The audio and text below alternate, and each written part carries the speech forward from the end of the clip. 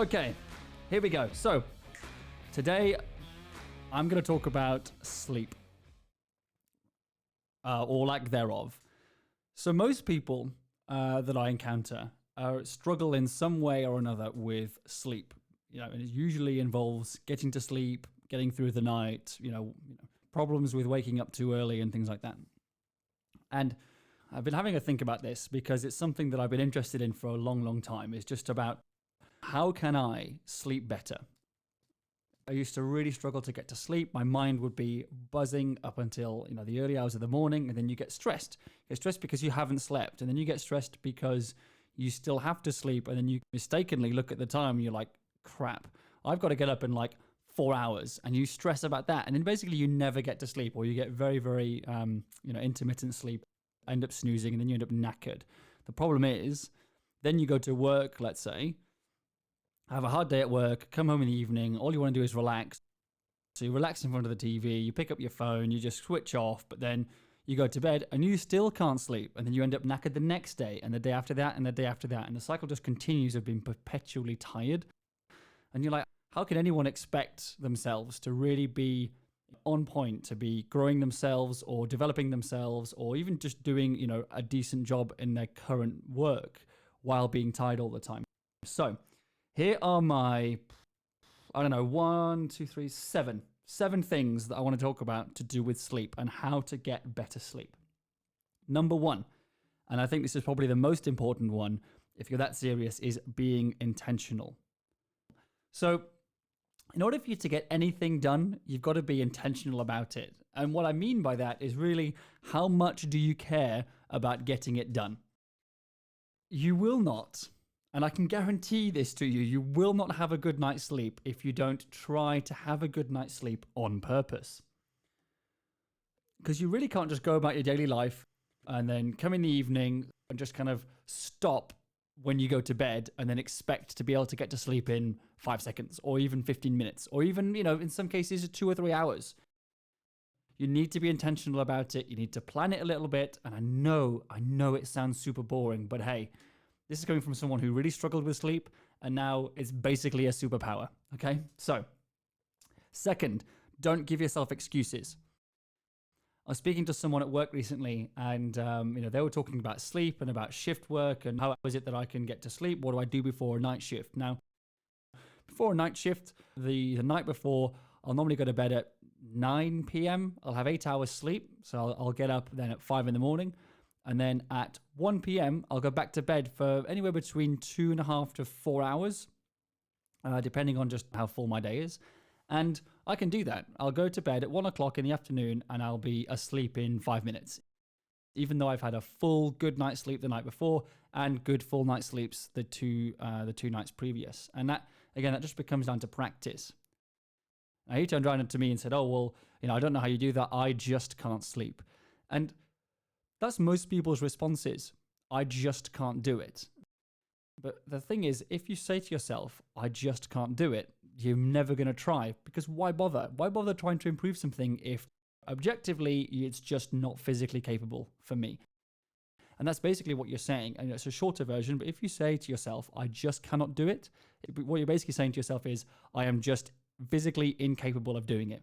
And at that point, if that's truly what you believe and that's what you say to yourself, then you need to really change that and try and be more positive about the stuff that you can do. And it's not that you just can't do it. It's not that genetically you have this thing where you can't get to sleep, because I'm sure if anyone who says that they struggle sleeping asks their parents how well they slept as babies, they'll be like, oh man, as a baby, you slept like all day and you're sleeping in the afternoon, and yeah, sometimes you woke up at night and you screamed and whatever and you wanted feeding, blah, blah, blah. But you know what? Babies, they go to sleep. Sometimes they get excited, sometimes they get excitable, sometimes they wake up, but ultimately they sleep. Babies sleep a lot because they need to grow. Cats, do you think cats, struggle to sleep? No, cats don't struggle to sleep, and cats sleep like 16, 17 hours a day. Anyway, so yeah, need to be intentional. Don't give yourself excuses. Next one, put the phones and technology away. So, phones, unless you got the setup correct, your phone will emit blue light, your TV will emit blue light, and your computer will emit blue light. Now, the problem is that blue light comes into our eyes, into our receptors, and basically mimics sunlight. And when that happens, we end up struggling to get to sleep because the blue light sends a signal to your brain to stop the production of melatonin, which is the hormone that helps you sleep, and to start producing other hormones that basically keep you awake. Because that's what your brain thinks. Oh, sunrise, I need to be awake. Sunset, I need to be asleep. But if you're on your phone late at night or a lot during the day or in the evening or whatever, and you don't get rid of that blue, at least get rid of the blue light, ideally put the phone down. But if you don't get rid of the blue light, you will struggle to sleep more than you would do if you put it away. So a lot of phones, and my computer now, actually, I've just discovered, have a nighttime setting that you can set to remove the blue light from the picture in sync with sunrise and sunset, which is great because that means when the sun goes down, your phone, your computer, they will remove the blue light from the device, stop it hitting your eyes, and that will help you sleep. So, if that's one thing you can do right now, right this second, to help you sleep, do it. Next one, be consistent and set an alarm. So we set alarms daily. We have reminders, we have, alarms to get up in the morning and blah, blah, blah. But if you think about it, you set an alarm in the morning. Why? Because you need to get up. You need to guarantee that you'll wake up at X time, let's say 6 in the morning, because you know it takes you an hour to get ready and then half an hour to get to work. So you're at work by 7:30, pretty consistently as long as you wake up with your alarm. And as you do that, you'll become more and more consistent. Funny that. So my proposal is do the same in reverse, but for your sleep. So if you need to be up at 6 a.m. and you would like to have, I'd say between 7 and 8 hours sleep is kind of a standard really. But ultimately you can find a balance. I know people who sleep, 5 or 6 hours. I personally have found that with the way that I am, I need between 7.5 to 8 hours sleep. So work it backwards. Right. You need to be awake by 6, sleep, let's just say 8 hours for simplicity. That means you need to be asleep by 10 o'clock at the latest. Right.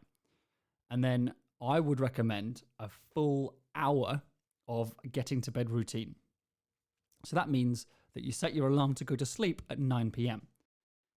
And once that alarm goes off, then that should kick in all the things you need to do to help yourself get to sleep better. Now, I know an hour sounds like a long time to brush your teeth and do a few things, but as you get more and more comfortable, and as you do this more and more, as you practice, you end up in a better state where you know your body well enough to get to sleep much quicker. I started out with an hour bedtime routine. Now I can do it in 25 minutes, and I'll be sound asleep exactly on time, 95% of the time. So set that alarm, and as soon as that alarm goes off, that's the signal to say, shut off the TV, turn off your phone, start getting ready for bed. So the next one is number 5. Just how tense are you? You can't sleep if your body or your mind are tense. So something that I started doing, which I don't do as religiously as I used to, and I should really start getting back into it, is stretching before bed. Maybe like a 10-minute yoga routine, just stretching as much of your body as possible, like your arms, your back, your neck, things like that, because it depends on where you store tension and what you do throughout the day. So I personally tend to store a lot of tension and stress in my neck, the back of my neck, and the base of my skull.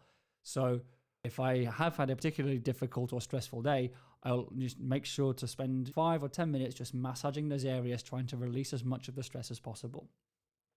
Then focus on how your body feels when you're in bed. So this is something that I discovered almost by accident, really, as I was trying to get to sleep one night. And I was laying in bed and I thought, right, I don't know why I can't get to sleep, but for some reason I just don't feel relaxed. My mind feels busy. I feel stressed. I feel tense. So I just started with my toes. So I just wiggled my toes, make sure they're not scrunched up in a ball or anything like that. Great.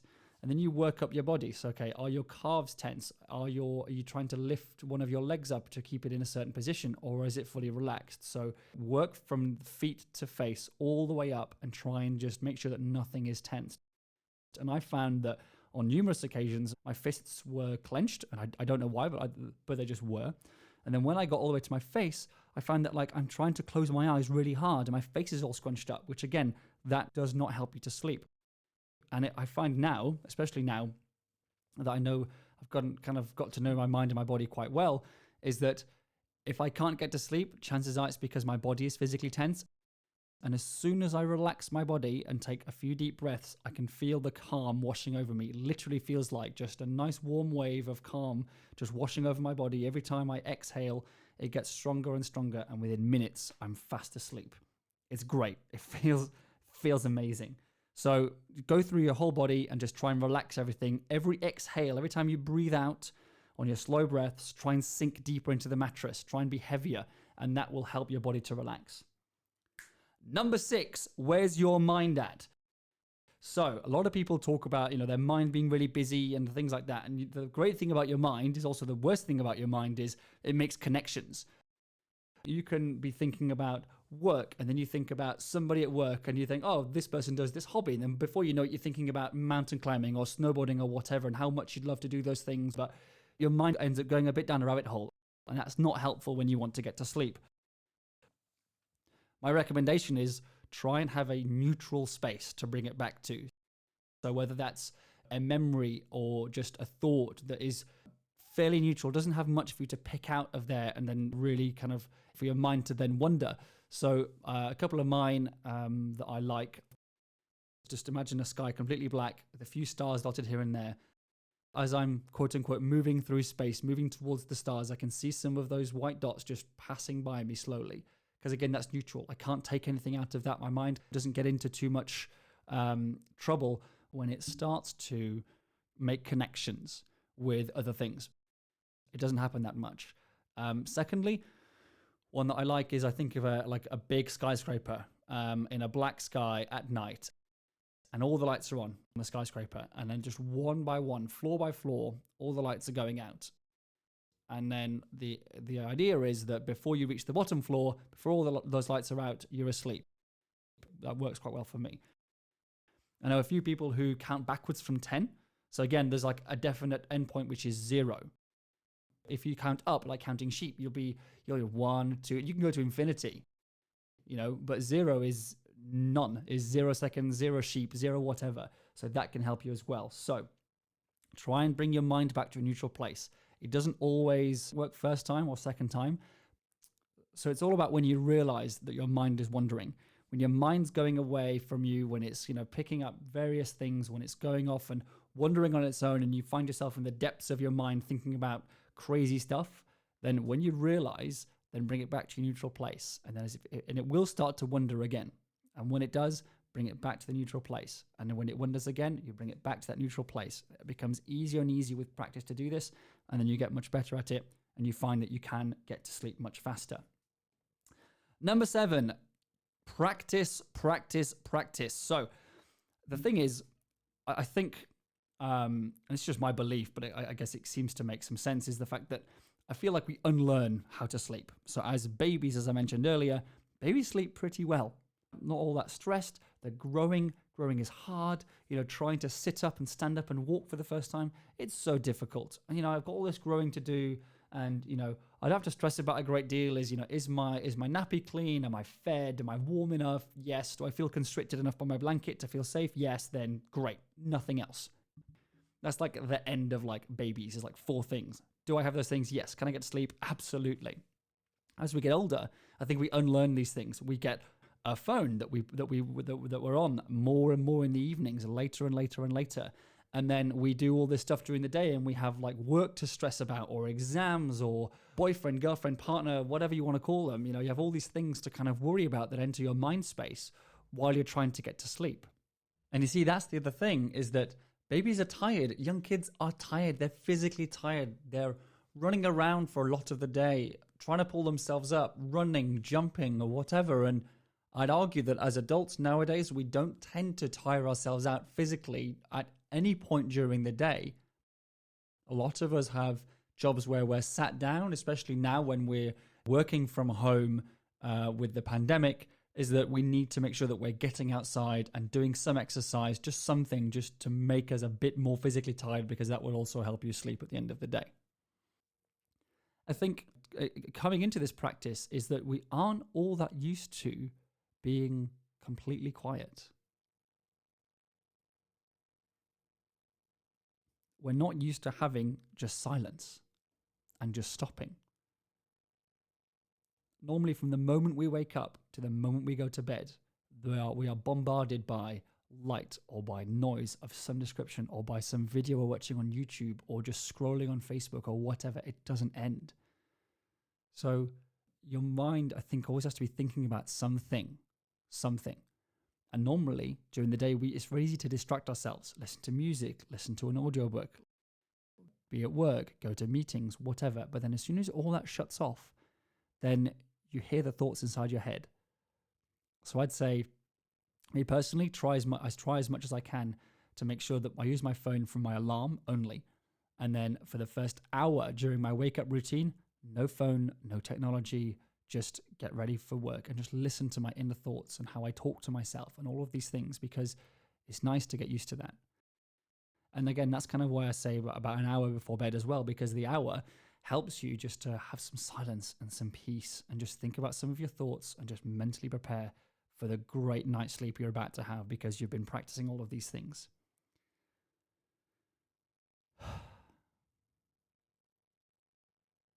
Silence is great sometimes. It really is just fantastic just to have silence. Guys, I hope you've enjoyed this. Something I've been wanting to do for a while. I'd like to get someone on who's a bit of a sleep expert to kind of talk about their experiences and what their research is in. That will be coming at some point when I pester someone enough to want to come on the podcast as well. But anyway, before that happens, I hope this has been useful. Please let me know how you think. So you can follow the page on Facebook. It's just called Break the Mold. And I put on videos on there. Most days will come up with something, some kind of like just a soundbite, a 2 or 3 minute thing. And then I tried to go into more depth within the actual podcast episodes themselves. So get over there, hit the, I don't know, is it the like button? I think it's the like button, or subscribe. And also I'm on LinkedIn as well at Alex Devereaux. So just hit me up on there as well. If you want to come on the podcast, comment, send me something, send me some reviews, some feedback. Please do those things. I hope this has been useful, and I'll speak to you soon. Bye for now.